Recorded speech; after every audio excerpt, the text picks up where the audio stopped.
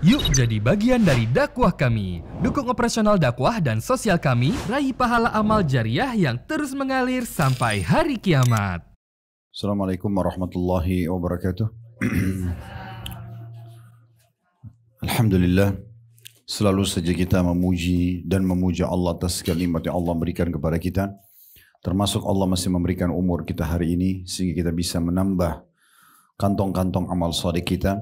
Dan juga meminta maaf dengan bertaubat kalau memang masa lalu kita masih berisikan hal-hal yang melanggar agama. Dan juga kita memohon kepada Allah Subhanahu wa taala semoga Allah masih menambahkan umur kita maksimal Allah berikan seperti hamba-hambanya yang dipilihkan di atas iman, ilmu dan amal saleh, serta Allah tutup hidup kita dengan husnul khatimah. Selanjutnya kita panjatkan salam hormat kita kepada urusan Allah Nabi besar Muhammad sallallahu alaihi wa sahbihi wasallam, sebagaimana Allah telah perintahkan kita untuk mengucapkan salam hormat tersebut. Seharusnya kita mulai pukul 12.30 tadi, tetapi kata Allah memang sholat Jumat tadi selesainya di jam itu dan mungkin kita masih ada aktivitas. Saya pun tadi memperbaharui uduk dulu, maka mudah-mudahan bisa dimaklumi keterlambatan kita ini. Dan nanti insya Allah kita akan selesaikan sampai pukul 14.00. Baik, kita akan lanjutkan bahasan bedah buku kita Sahih At-Targhib wa Tarhib. Dan kita masih dalam kitab haji di bab kelima. Di bab kelima. Ya. Yang agak mendengung ini. Di bab nomor 5 ini, anjuran ihram bertalbiyah. Dan ini yang digarisbawahi, mengeraskan suara pada keduanya. Jadi yang dimaksud adalah bagaimana bertalbiyahnya. Dan talbiyah sudah masyhur tentunya, tidak asing buat kita. Labbaik Allahumma labbaik, labbaik la syarika laka labbaik, innal hamda wan ni'mata laka wal mulk la syarika lak. Dan sudah pernah kita terjemahkan, kembali kita ingatkan kembali, ini labbaik adalah artinya aku menjawab panggilanmu dengan santun, ya. Dan kami sudah sarankan agar ibu dan bapak sekalian mengajarkan kepada anak-anaknya terbiasa kalau kita panggil dengan menggunakan jawaban labbaik. Dan ini bagian daripada hal yang baik, ya. Makanya kita mengatakan kepada Allah Subhanahu wa taala, labbaik Allahumma, ya Allah aku jawab panggilanmu dengan santun.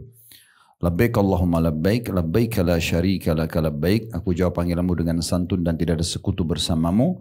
Innal hamda wan ni'mata laka wal mulk, sesungguhnya puji-pujian, kerajaan, ya. Innal hamda wan ni'ma, sesungguhnya puji-pujian, nikmat dan juga kerajaan adalah milikmu. La syarika lak, tidak ada sekutu bersamamu. Nah, ini dianjurkan agar selama Bapak Ibu sekalian berihram sampai masuk ke lokasi sekitar tawaf, baru kita berhenti untuk mengucapkan. Semaksimal kita bisa melakukannya dan boleh mengeraskan suara. Nah, ini akan dibahas dalam bab ini tentunya. Baik, kita akan bahas mulai di hadis pertama dalam bab ini dan ada 1A sampai 1C. 1A-nya ini dengan sanad hasan sahih dan ini urutan 1133 dari awal belajar berbunyi dari Ibnu Mas'ud radhiyallahu anhu bahwasanya Rasulullah sallallahu alaihi wasallam bersabda, tabi'u bainal hajji wal umrati فإنهما ينفيان الفقر والذنوب كما ينفر الكير خبث الحديد والذهب والفضة وليس للحجة المبرورة ثواب إلا الجنة. Jadikanlah berurutan atau rutinkan untuk mengerjakan ibadah haji dan umrah, karena keduanya dapat menghapus kefakiran dan dosa-dosa sebagaimana ubud menghilangkan karat besi, emas dan juga perak. Dan tidak ada pahala bagi haji yang mabrur kecuali surga. 1B-nya dengan sanad hasan li ghairihi menjadi hasan karena dikuatkan dengan riwayat-riwayat lain berbunyi, wa min mu'minin yadhallu yawmahu muhriman illa ghabatis syamsu bidunubihi.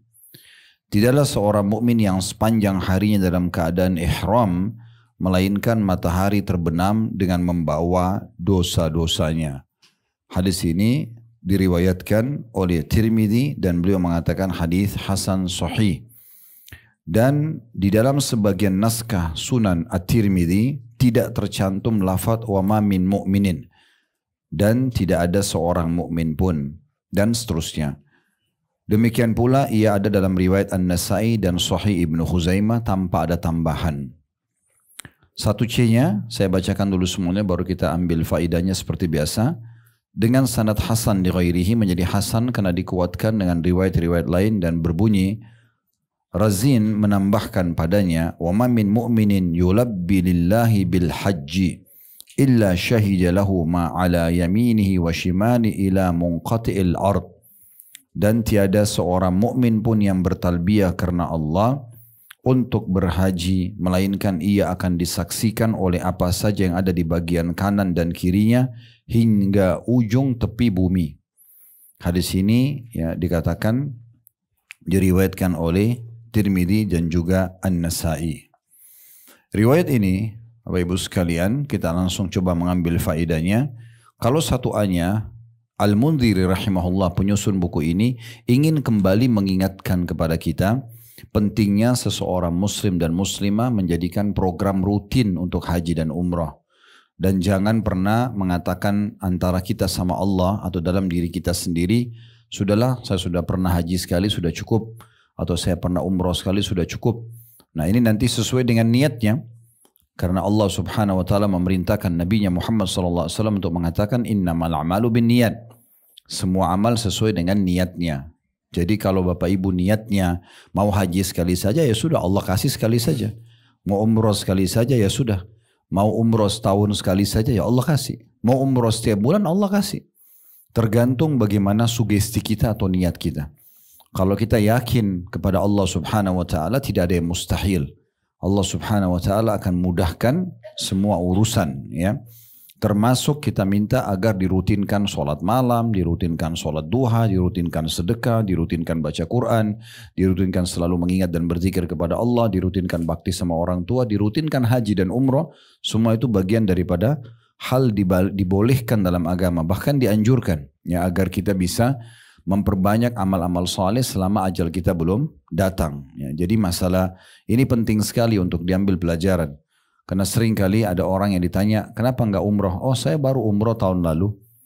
Baik, tahun lalu itu. Kalau sekarang ada kesempatan lagi, kenapa tidak pergi? Kan gitu. Selama masih ada peluang. Toh juga kita pada saat umroh tahun lalu sudah bisa merasakan bagaimana kenikmatan ibadah di sana, tambahan keimanan, ya. Dan sulit sekali mempertemukan antara pahala yang didapatkan dari sholat di Masjidil Haram dengan di tempat selain dia, selain Masjidil Haram. 100.000 sholat, ini bukan main-main. 100.000 sholat kalau sholat sendiri, kalau sholat berjamaah dikali 27, berarti 2,7 juta. Artinya sekali kita sholat berjamaah di Mekah, itu 2,7 juta perbandingannya dengan sholat berjamaah di tempat lain. Itu untuk mengerjakan 10 kali saja sholat duhur, itu berat gitu kan. Misalnya kita 4 rakaat sholat, salam, berdiri lagi, salam, berdiri lagi, salam. 10 kali sudah capek. Bagaimana dengan 2,7 juta kali itu? Itu kan bukan hal yang ringan.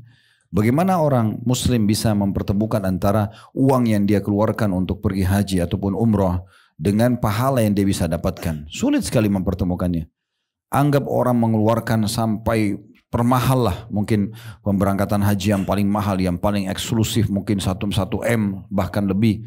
Tetapi kalau dibagi dengan jumlah yang dia tinggal di sana misalnya 17 hari, 20 hari. Dibagi dengan jumlah pahala sholat yang dia dapatkan maka tidak ada nilainya. Ya, uang yang dikeluarkan itu kalau kita bicara paket-paket yang mahal. Apalagi kalau dia dapat paket yang hemat, paket yang murah, yang bisa dia berulang kali mengerjakan, itu berapa kali dia bisa dapatkan peluang pahala yang sulit untuk didapatkan di tempat lain. Dan itu berlaku untuk semua sholat ya. Sholat 5 waktu, sholat duhanya, sholat malamnya, sholat jenazahnya, sholat taubatnya, tahiyat masjidnya, sholat wudunya, semua berlaku sama. Jadi ini pahalanya sangat besar. Terlebih lagi, Mekah itu punya kemuliaan secara khusus. Karena hadis Nabi SAW yang berbunyi, sholat di Masjidil Haram, itu sama dengan 100.000 pahala. Ulama umumnya mengatakan Masjidil Haram bukan yang ada Ka'bah saja.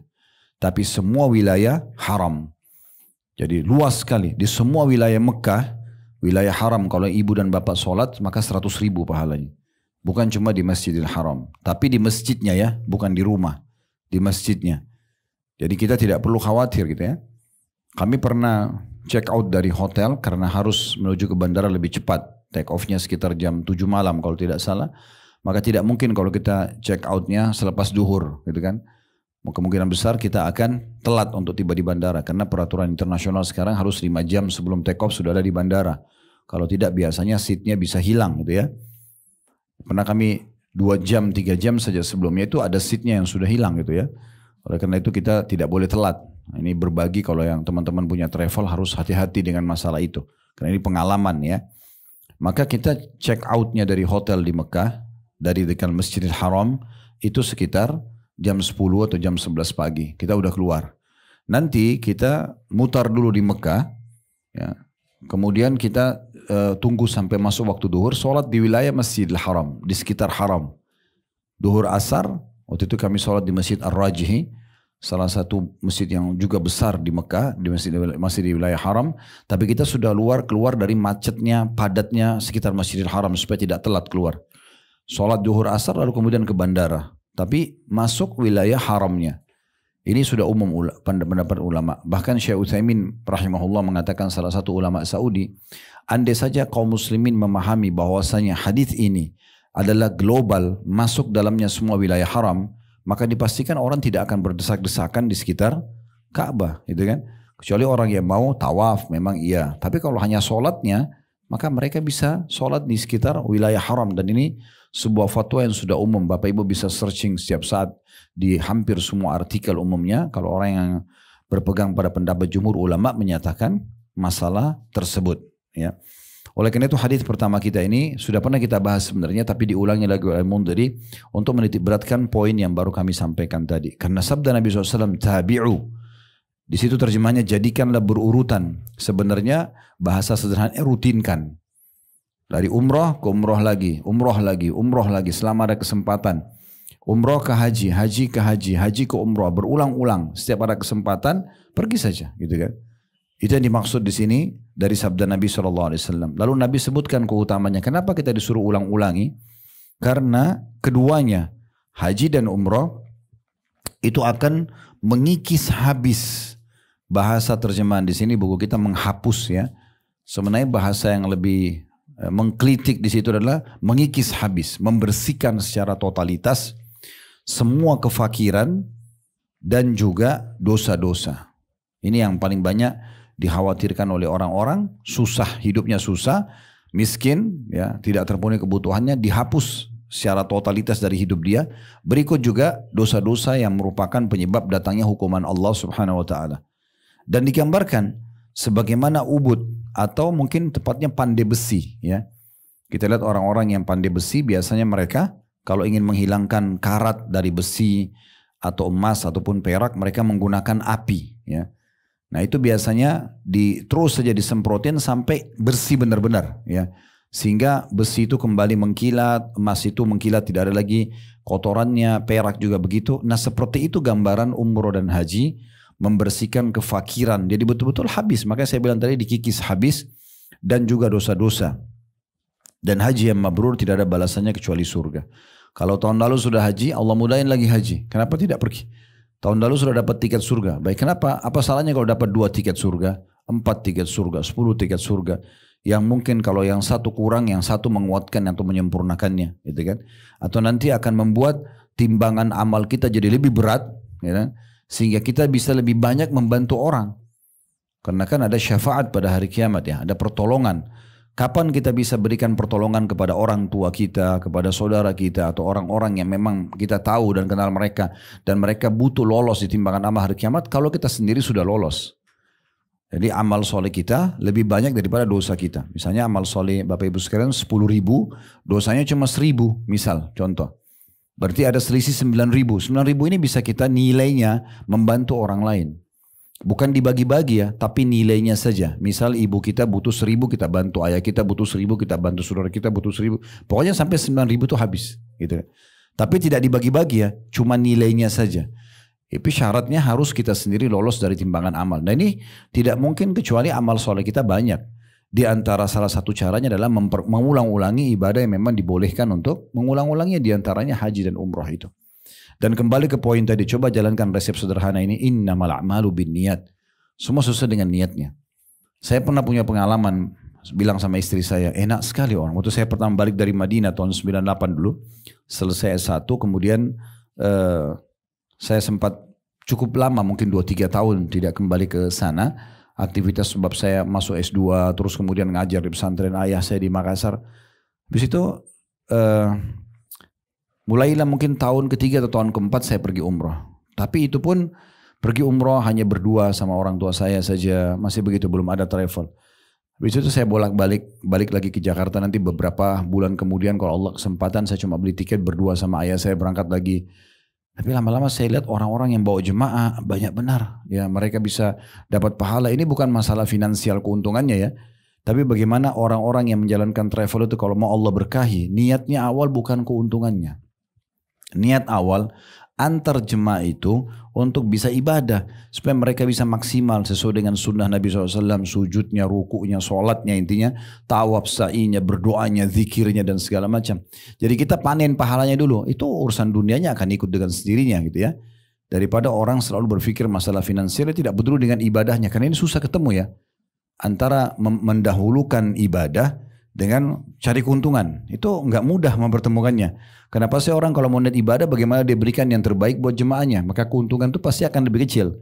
Atau dia dahulukan keuntungan maka dia loss dari pendidikan atau ibadah-ibadah yang maksimal. Gitu. Makanya sebagian travel mungkin ada yang mahal tapi mereka kena peduli dengan keuntungannya saja. Dia tidak peduli dengan masalah ibadahnya jemaahnya. Mau jemaah ini umroh reguler 9 hari atau haji sampai belasan atau puluhan hari. Berubah tidak berubah gak penting buat dia.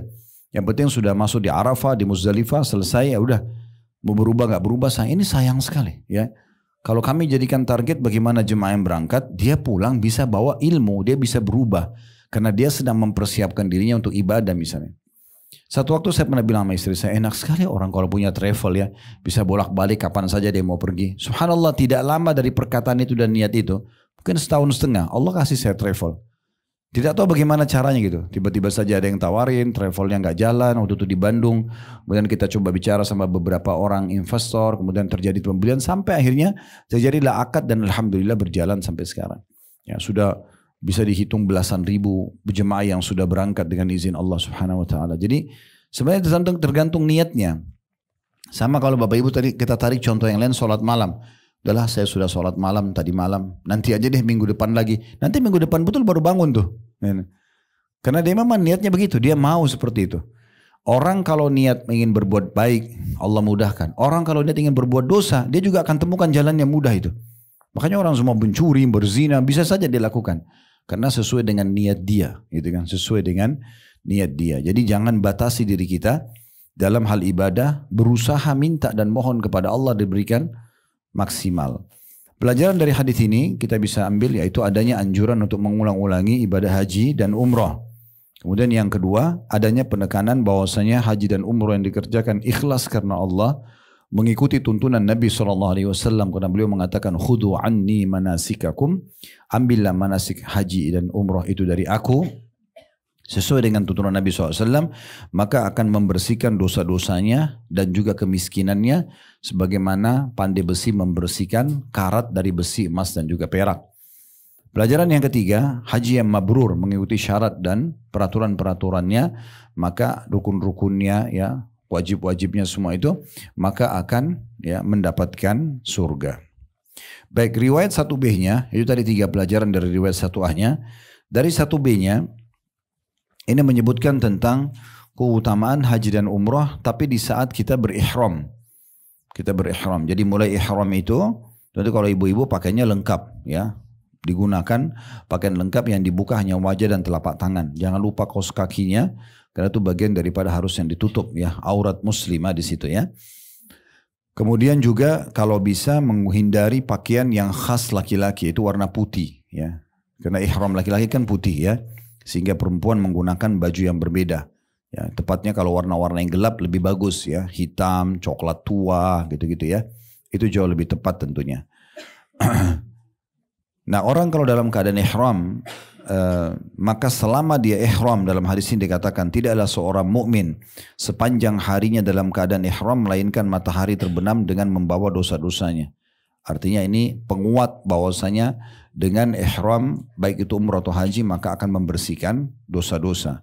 Umumnya ya, walaupun sekarang orang sudah menggunakan pesawat terbang, kita tahu kita 9 jam ya. Tentu ihramnya boleh dipakai dari Indonesia, tapi belum niatnya di mikot, tempat niat ya. Kalau penerbangan Bapak Ibu turun di Jeddah langsung masuk ke Mekah, maka niatnya di Yalamlam. Ya, ingatkan pramugarinya mungkin ya, atau petugas di pesawat agar tolong ingatkan kalau sudah dekat mikot, misalnya 1 jam sebelumnya atau setengah jam sebelumnya baru Bapak Ibu niat di pesawat. Nah, mulai niat itu dan pakai ihram, disitulah mulai berjalan pembersihan dosa-dosanya ya, sampai dia nanti membuka ihramnya setelah tahallul. Karena ihram ya, umrah itu ada 5, menggunakan ihram, niat, kemudian tawaf, sa'i dan tahallul. Kalau haji tentunya ditambah dengan kita masuk di, kalau mau lengkap semua sama sunnahnya ya, tanggal 8 hari Tarwiyah masuk ke Mina, nginap, kemudian tanggal 9 Arafah juga tinggal sampai terbenam matahari, 9 malamnya nginap di Muzdalifah sampai menjelang subuh atau tengah malam, kemudian tanggal 10 hari Raya Idul Adha itu adalah Jumrah Aqabah, kemudian boleh ya melakukan juga tambahannya, ya bukan boleh sebenarnya, itu memang kewajiban juga ya, tawaf ifadah, tawaf wajibnya haji dan berkurban. Kemudian baru tahallul, cukur rambut, ganti baju biasa, mulai tanggal 10 tinggal di Mina. Ya, kemudian tanggal 11, 12, 13, 3 hari itu semuanya jumroh saja dengan baju biasa. Tapi 3 titik kecil, sedang dan besar. 6 hari inilah rangkaian ibadah haji itu sendiri. Baik, selama kita berihram, ya terutama kalau haji yang cukup lama ya. Karena paling cepat orang berihram itu kalau haji adalah sehari semalam. Itu paling cepat ya. Kalau memang dia hanya masuk tanggal 9 Zulhijjah hari Arafah di Arafah, sebelum duhur itu dia pakai ihram, terus dia terikat sampai besok, ya, sampai tanggal 10 Zulhijjah.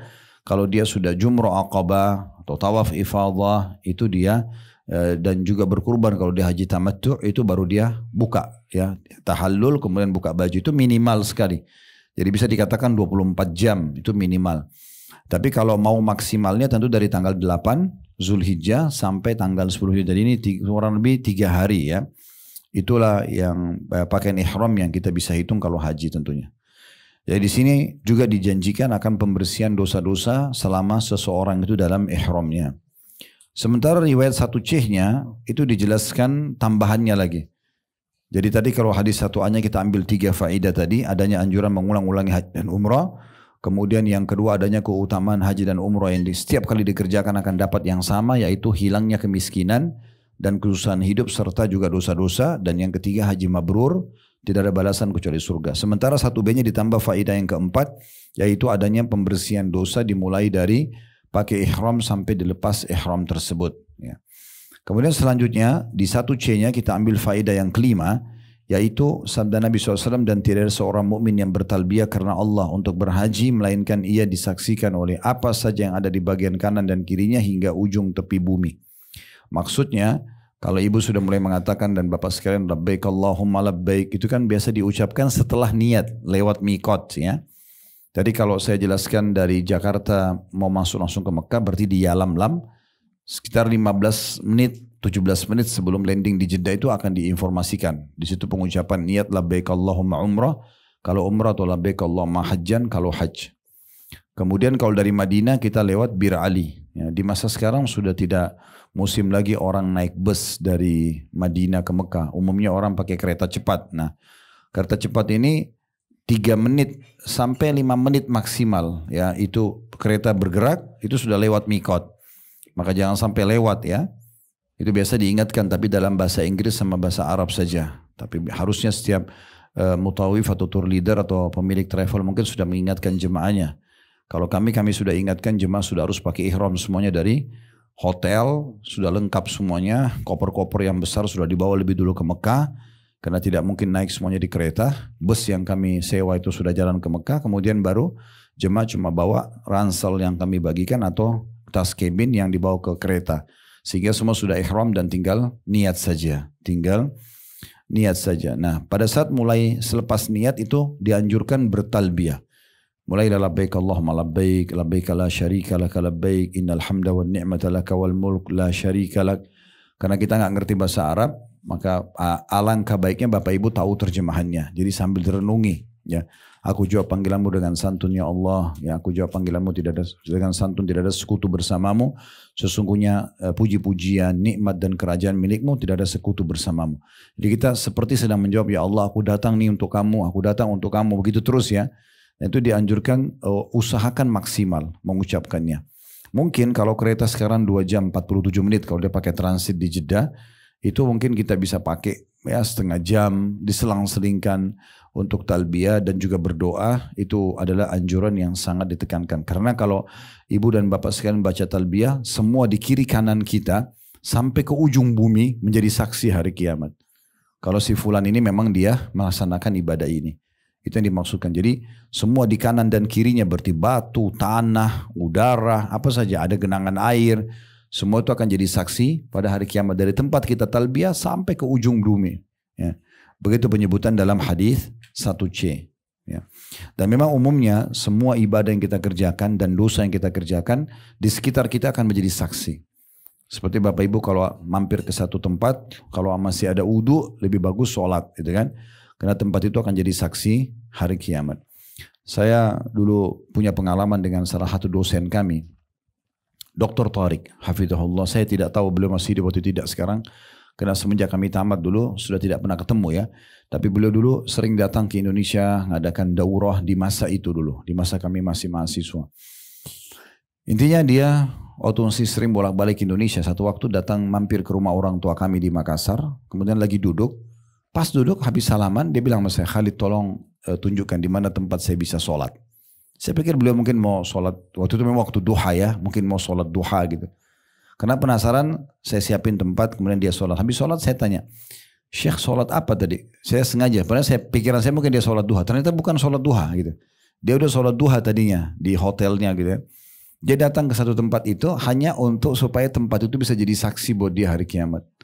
Sampai dia bilang sama saya sholat sunnah, tatawu. Tatawu itu kayak pendekatan diri kepada Allah ya. Karena memang kalau Bapak Ibu lagi duduk misalnya antara maghrib isya nih. Sudah sholat maghrib, sudah sholat ba'diyah maghrib, terus duduk nunggu isya. Lagi lowong, terus ingin dekatkan diri kepada Allah SWT. Sholat sunnah, namanya sholat sunnah tatawu, tambahan aja. Itu boleh ya. Niatnya memang dalam hati hanya untuk sholat tambahan, sholat tatawu namanya ya. Itu kalau Bapak Ibu baca di buku-buku fikih ada namanya sholat tatawu. Ini mirip dengan puasa tatawu juga ada ya. Yang kata Nabi SAW waktu pulang ke rumah Aisyah lalu bertanya apakah kalian punya makanan? Aisyah mengatakan tidak ada. Kata Nabi SAW kalau gitu hari ini saya puasa. Nah ulama mengatakan perkataan Nabi hari ini saya puasa ini bukan hari Senin dan Kamis. Karena Senin Kamis Nabi selalu puasa. Tapi hari itu karena tidak ada makanan di rumah beliau bilang karena belum makan, belum minum, beliau bilang kalau gitu hari ini saya puasa aja. Ini namanya puasa tatawu, puasa tambahan. Ya. Nah seperti itulah juga sholat gitu ya. Terus dia bilang, saya tidak pernah tahu. Ini dosen kami bilang, saya tidak pernah tahu apakah saya bisa kembali atau tidak ke tempat ini. Ya cukup jadi saksi. Ternyata betul subhanallah. Setelah beliau pulang ke Madinah, beberapa waktu kemudian rumah itu dijual. Kami pindah ke tempat lain dan rumah itu dibeli sama orang non muslim. Terus jadi showroom motor apa segala macam. Jadi mungkin sudah nggak mungkin datang lagi sholat di situ ya. Dan banyak bangunan yang awal itu sudah dibongkar-bongkarin, dibangun bangunan baru. Berarti yang sudah dibongkar ini sudah jadi saksi untuk dia hari kiamat dan tidak mungkin kembali lagi ke tempat yang sama kan gitu. Nah seperti itu kurang lebih gambarannya. Nah ini umumnya ya, apa saja yang kita kerjakan ibadah, kita juga kalau berzikir. Saya pernah punya pengalaman juga waktu itu masih mahasiswa di Madinah, naik bus. Waktu itu masih naik bus sekitar 6 jam dari Madinah ke Mekah. Ada satu orang naik di bus, kami tidak terlalu penuh bus itu ya, bus swasta. Waktu itu Sabko, kami datang naik, mungkin satu bus itu 50 seat mungkin hanya 15 orang, gak banyak gitu. Kemudian ada satu orang naik pakai ihram, dia bertalbiyah. Setelah bertalbiyah, dia bicara aja, dia ceramah gitu. Kami di bus itu mungkin tidak ada yang kenal dia, tapi dia bicara saja. Ingatlah saudaraku muslim, dia kerasin suaranya. Rasulullah SAW bersabda begini, begitu, begini. Salah satu yang saya ingat dia ulang itu, dia mengatakan, coba banyak berzikir, karena ada hadis yang menyebutkan kalau seseorang lewat di satu tempat sambil berzikir, tempat itu berbangga pada tempat yang lain. Ini di depan saya ada orang hamba Allah yang sedang berzikir. Itu dia ngomong aja tuh, dari Madinah ke Mekah, berapa jam ngomong terus orang itu. Dia tidak terlalu mengganggu juga orang, tapi kedengaran gitu. Dia ceramah aja terus. Mungkin orang ini Masya Allah mau cari pahala gitu ya. Walaupun saya belum memastikan tentang kesahihan hadis ini, tapi salah satu yang saya ingat terus, itu yang dia bilang ya. Banyak berzikir, karena zikir itu, kalau orang berzikir di satu tempat, tempat itu akan berbangga pada tempat yang lain. Kalau ini di atasku sekarang ada seorang hamba yang sedang berzikir, atau sedang hamba Allah berzikir gitu ya. Nah seperti itulah, sama juga dengan sebaliknya, orang kalau berbuat dosa maka akan jadi saksi hari kiamat. Orang yang masuk hotel, dia pikir tidak ada yang tahu, itu air yang dipakai di kamar mandi makhluknya Allah, AC udara yang dia hirup makhluknya Allah, ranjang yang dia pakai tidur itu makhluknya Allah. Terus nggak jadi saksi pada hari kiamat, jadi saksi semua kan gitu. Jadi harusnya kita hati-hati. Baik, kita akan masuk hadis kedua dalam bab kita. Tadi itu 1A sampai 1C semua masih di hadis nomor 1 ya. Hadis nomor 2 dengan sanad sahih, ini urutan 1134 dari awal belajar berbunyi dari Sahal bin Sa'ad radhiyallahu anhu dari Rasulullah sallallahu alaihi wasallam, beliau bersabda, "Ma min mulabbin yulabbi illa labba ma an yaminihi wa shimali min hajarin aw shajarin aw madar hatta tanqati'a al-ardu min hahuna wa hahuna ay yaminihi wa shimalihi." Tiada seorang pun yang bertalbiyah, melainkan segala sesuatu yang ada di sebelah kanan dan kirinya ikut bertalbiyah. Baik berupa batu, pohon, ataupun tanah, hingga tepi bumi di sana dan di sini. Dan dari sebelah kanan ataupun sebelah kirinya. Hadis ini diriwayatkan oleh Tirmidzi, Ibnu Majah, Al-Baihaqi. Semuanya dari sumber riwayat Ismail bin Ayyash, dari Umara bin Ghaziyah, dari Abu Hazim, dari Sahal.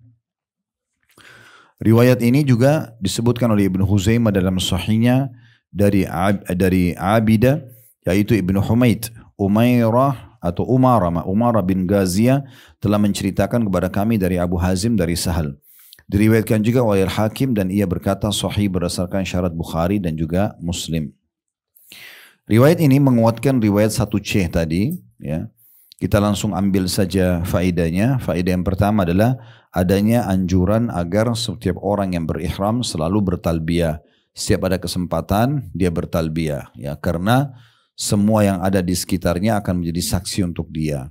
Jadi selalu kalaupun kita terdiam sejenak, kita istirahat, kita makan, kita ya ngobrol sebentar mungkin sama pasangan, sama anak-anak, habis itu kita kembali bertalbiyah lagi, mungkin beberapa kali berhenti lagi, habis itu talbiyah lagi, karena setiap bertalbiyah itu berarti mendapatkan pahala. Dan plus faedah kedua dari hadis, semua yang mendengarkan talbiyah kita, ini cara mendengarkannya kita nggak perlu cari tahu seperti apa ya. Jadi walaupun ibu dan bapak sekalian cuma berbisik-bisik, tetap saja Allah punya cara untuk memperdengarkan kepada batu, tanah, tadi disebutkan situ ya.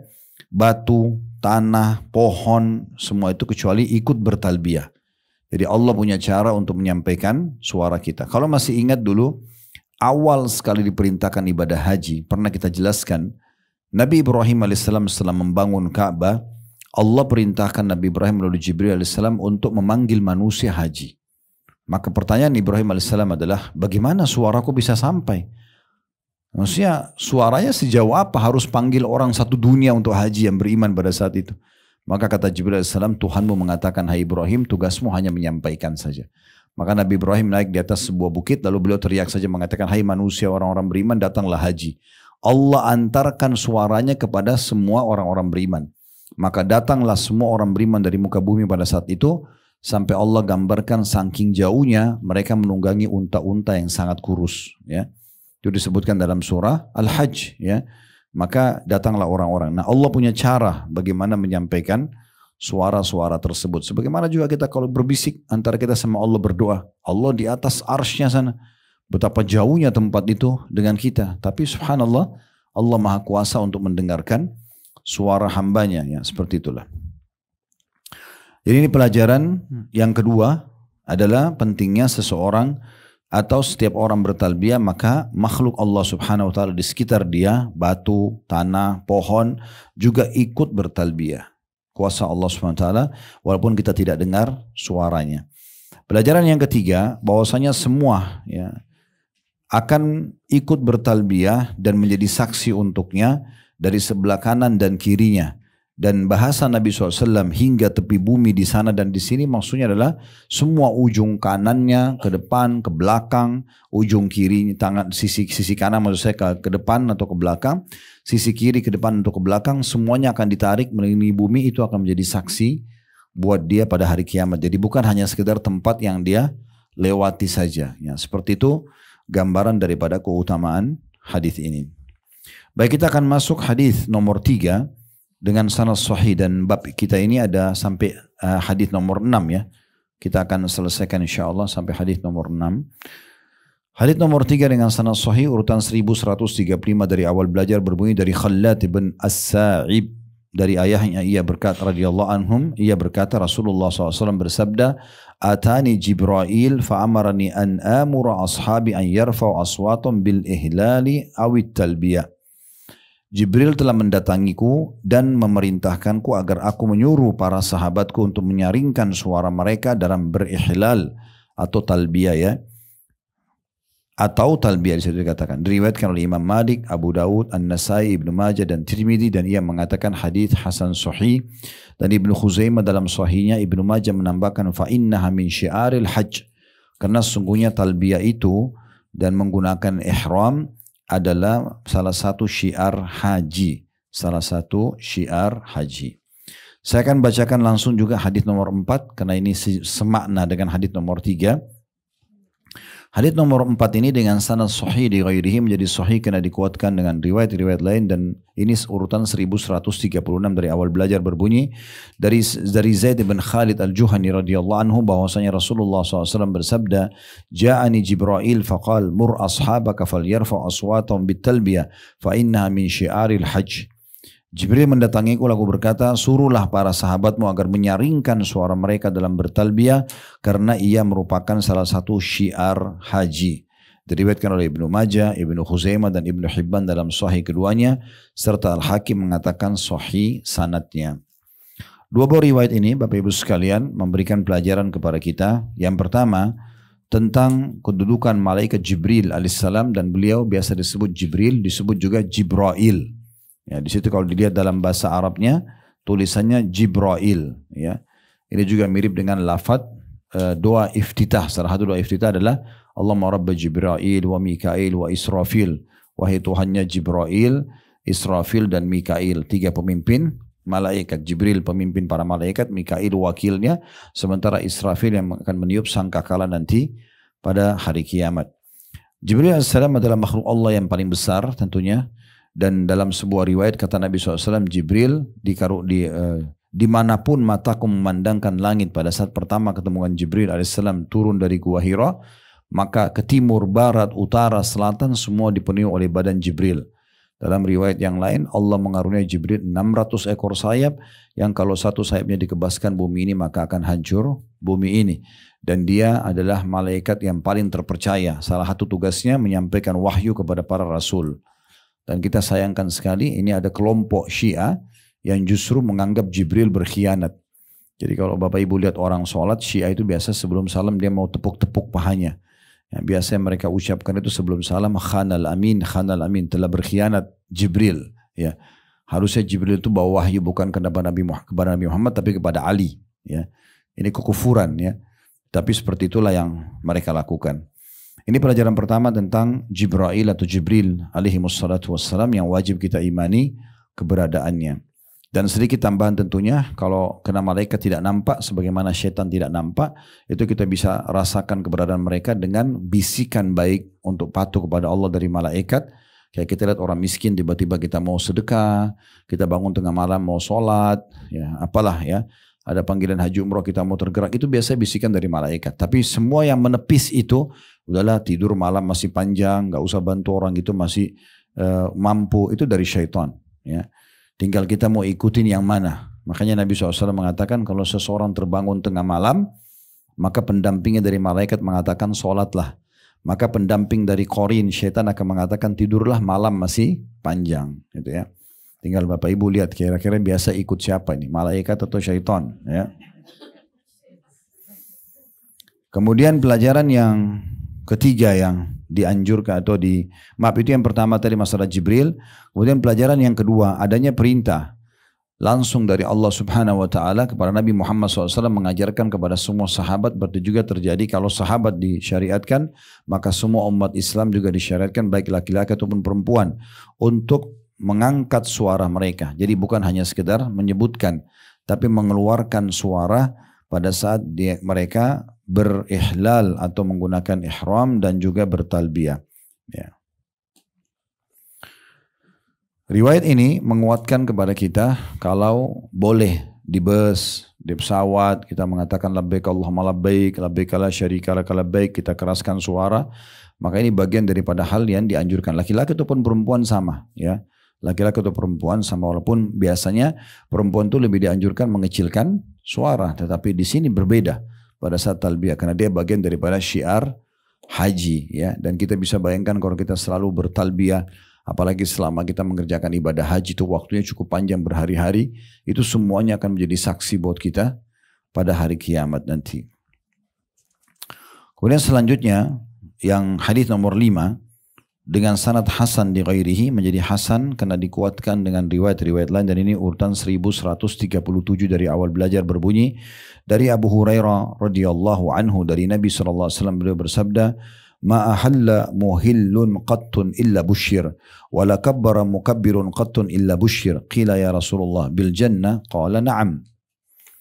Artinya tidak ada seorang pun yang bertalbiyah melainkan ia akan diberi kabar gembira, dan tidak ada seorang pun yang bertakbir melainkan ia akan diberi kabar gembira. Lalu ditanyakan kepada Nabi SAW, ya Rasulullah, dengan surga kah? Kata Nabi SAW, iya. Disebutkan, diriwayatkan oleh Tabarani dalam Mu'jamil Awsat dengan 2 sanad, dan para perawi, salah satu sanadnya adalah perawi atau para perawi dalam kitab As-Sahih. Itu disebutkan ahallu atau al-mulabbi, menyaringkan suara ketika talbiyah, ya. Riwayat ini memberikan pelajaran kepada kita bahwasanya keutamaan orang yang bertalbiyah.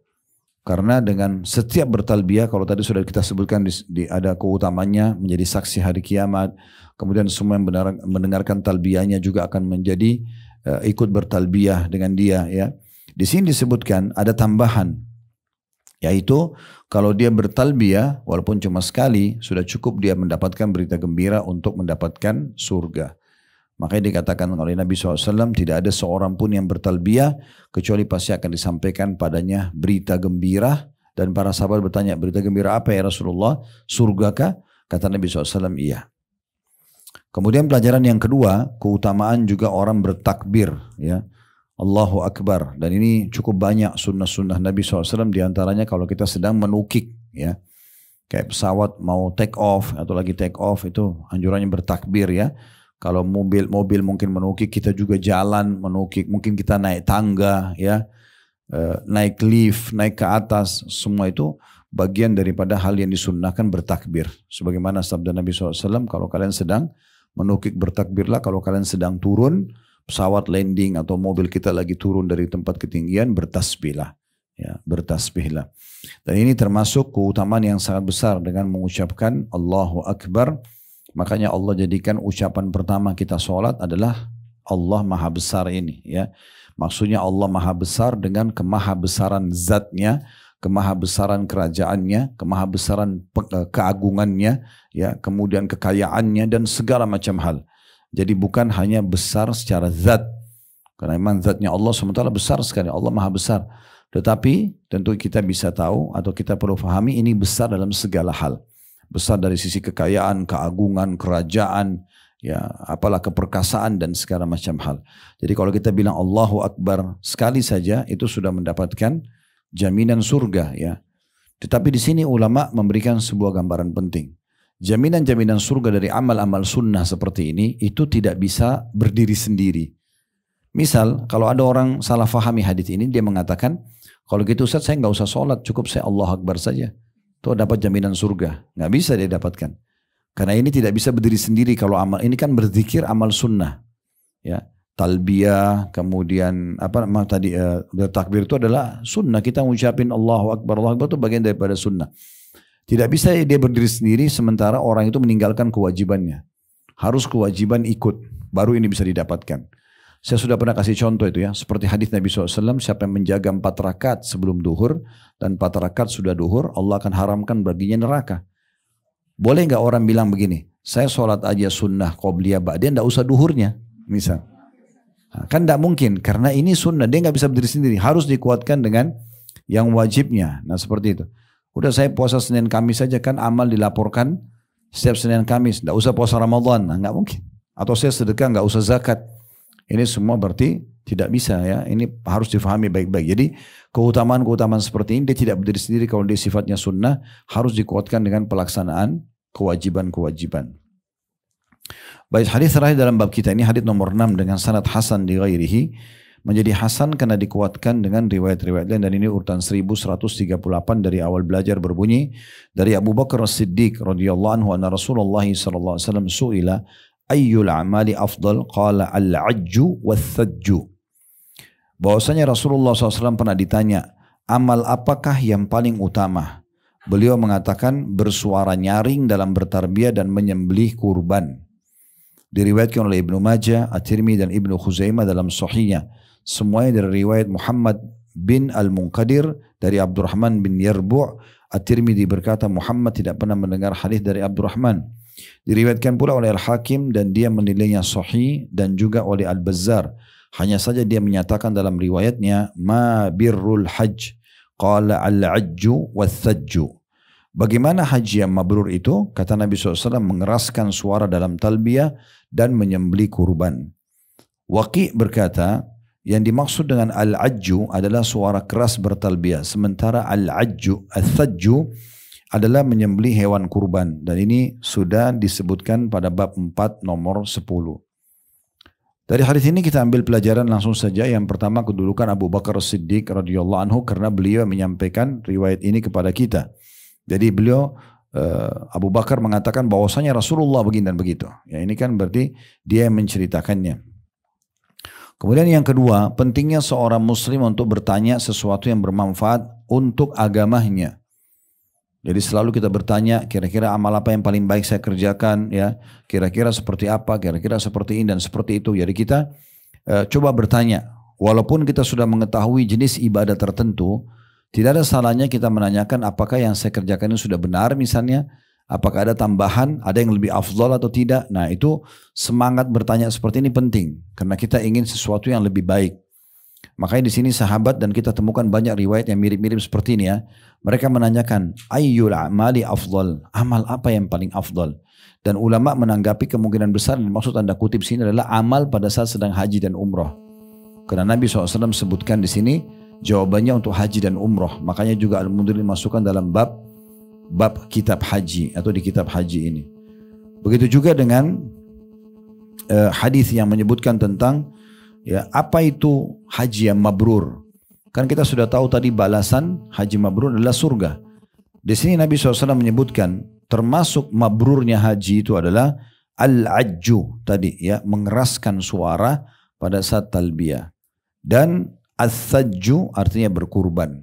Nah ini baru terjemahannya dulu.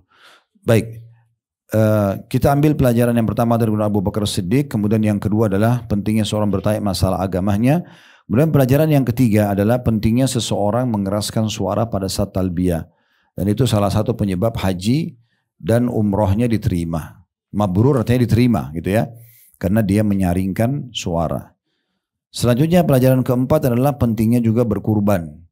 Nah tentu kalau haji, pernah kita jelasin di awal-awal kitab haji ya. Ada 3 macam, ada ifrad, haji saja. Biasanya ini yang kerjakan jemaah haji dari Mekah. Karena mereka tinggal pakai ihram di rumahnya. Orang-orang Mekah itu rumah mereka jadi mikot. Ya, itu keutamaan mereka sendiri ya. Karena mereka tinggal di Mekah. Kalau mau ihram mereka dari rumahnya saja pakai ihram langsung. Gak perlu ke mikot. Beda sama kita. Nah ini nanti orang-orang Mekah biasanya mereka ambil haji ifrad. Mereka tinggal turun hari 8 Zulhijjah dari rumah mereka dengan berihram ke Mina. Atau tanggal 9 ke Arafah. Kemudian dilanjutkan haji. Nah ini tidak ada umrohnya. Karena haji saja. Ini tidak ada juga hadyunya. Menyembelih hewan ya. Dia cuman haji saja. Nah yang kedua adalah tamattu. Tamattu ini artinya menikmati. Umroh dulu baru haji. Dan ini yang paling afdal. Ini umroh, ini haji yang paling afdal. Umumnya jemaah haji kita lakukan ini ya. Jadi orang umroh dulu seperti umroh biasa. Mereka niat pada saat awal berangkat lewati Yalamlam kalau langsung ke Mekah. Maaf, atau Bir Ali di Madinah. Maka mereka niatnya labbaik Allahumma umratan. Walaupun di musim haji. Karena mereka umroh dulu. Umroh niat pakai ihram, kemudian niat, kemudian tawaf, sa'i, tahallul, cukur rambut pakai baju biasa. Duduk di Mekah nunggu sampai tanggal 8 Zulhijjah. Nanti baru mereka ihram, tapi ihramnya dari kamar hotel saja, ya, tidak ke miqat lagi hajinya. Tinggal niat labbaik Allahumma hajjan tanggal 8 menuju ke Mina hari tarwiyah, atau dia mau tanggal 9 masuk ke Arafah, bisa pilih salah satunya. Tapi lebih afdal dari mulai tanggal 8. Nah nanti ini diikuti dengan hadyu, menyembelih hewan, ya. Kemudian yang ketiga adalah qiran. Qiran sama haji diikuti dengan umroh, cuma bedanya selepas dia umroh dia nggak lepas ihram sampai hari haji, tetap dalam kondisi dia berihram dan juga dia berkurban. Nah di sini kalau mau menyempurnakan haji lebih baik kita pilih tamattu tentunya ya. Kalau ada yang bertanya Nabi SAW pakai haji apa Ustaz, kan haji cuma sekali, beliau haji qiran, haji yang ketiga ya. Tetapi Nabi SAW mengatakan siapa yang masih bisa, dia pas mau lewat mikot dia mau mengubah niatnya, dia ubah niatnya. Bahkan kalau tidak salah sampai Nabi SAW mengatakan kalau saya masih hidup tahun depan saya akan bertamattu, niat untuk haji tamattu, ya seperti itulah. Berarti ini menandakan afdoliyahnya, afdol daripada yang lainnya. Sedikit tambahan di sini, mungkin ini masih jarang kita lakukan ya.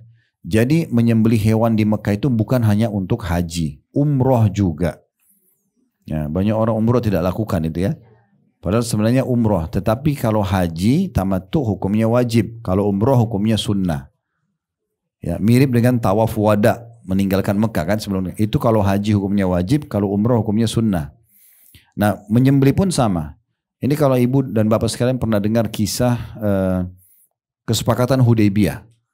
Nabi SAW setelah perang Ahzab di tahun 5 Hijriah, di tahun 6 Hijriah, beliau keluar dari Madinah membawa 1.400 orang untuk umroh. Tapi subhanallah 80 km sebelum masuk ke Masjidil Haram, pas perbatasan wilayah haram. Dari masa itu mereka sudah tancapin bendera, kalau ini wilayah haram. Kalau sekarang pemerintah Saudi buat gapura. Tulisannya batas wilayah haram atau sudah masuk wilayah haram. Karena masuk ke sana sholatnya 100.000. Di luarnya walaupun cuma berapa jengkal itu cuma 1. Jadi ada wilayah haram. Waktu Nabi SAW tiba di wilayah Hudaybiyah itu, ternyata unta beliau tidak mau berdiri, gak mau jalan. Pas dekat bendera perbatasan wilayah haram. Dan waktu itu orang-orang Quraisy beberapa waktu sebelumnya sempat mengepung kota Madinah. Kalau pernah dengar perang Ahzab atau perang Khandak ya, di tahun 5 Hijriah, mereka kumpul 10.000 pasukan Quraisy, Qatafan, suku Qainuqa dan Nadir, dan 2 suku Yahudi di Khaybar, dan beberapa suku-suku lain mereka berkumpul, mereka kepung Madinah. Nah setelah mereka kalah 43 hari mereka kepung Madinah, mereka tidak bisa mengalahkan, menaklukkan Madinah, dan Allah mengatakan wa hazamal ahzaba wahda, dalam zikir yang kita disuruh perintahkan untuk baca kalau Idul Fitri Idul Adha ya, salah satu zikir gitu kan, wa hazamal ahzaba, dan diajarkan oleh Nabi SAW. Itu Allah yang perintahkan itu, dan Allah lah yang mengalahkan pasukan Ahzab, itu pasukan kelompok ya yang tadi mengepung Madinah di perang Khandak itu sendirian, wahdahu itu sendirian. Maka setelah itu mereka bubar, dan pas setelah selesai itu Nabi SAW bentuk muslimin untuk pergi umrah. Maka orang-orang Quraisy ketakutan, ini jangan sampai Muhammad ini SAW ya, mereka mau menyerang Mekah. Maka mereka waktu dengar, mereka keluar dengan 3.000 pasukan ingin menghadang Nabi. Waktu mereka mau hadang Nabi SAW, Nabi sudah dengar. Lalu Nabi bilang kepada beberapa sahabat, ada nggak yang tahu jalan menuju ke Mekah tanpa harus menjalani jalan utama, supaya tidak ketemu dengan pasukan Quraisy? Ada satu sahabat faham jalan, dia mengatakan, saya Rasulullah. Lalu betul dibawa Nabi SAW naik turun gurun padang pasir, bukit-bukit, sampai tiba-tiba keluar sudah di batas wilayah haram. Jadi kalau kita gambarkan misalnya ini Mekah, ini batas wilayah haram, ya, muslimin mutar manuver jauh, tiba di sini. Orang-orang Quraisy tahunya cuma satu jalan menuju ke Mekah, jalan utama. Mereka keluar 3.000 melewati muslimin. Jadi sebenarnya muslim sudah sampai di sini, mereka sudah jauh mau menghadang umat Islam sebelum tiba di wilayah haram. Tapi subhanallah terjadi satu hikmah yang luar biasa. Unta Nabi SAW tidak mau bergerak.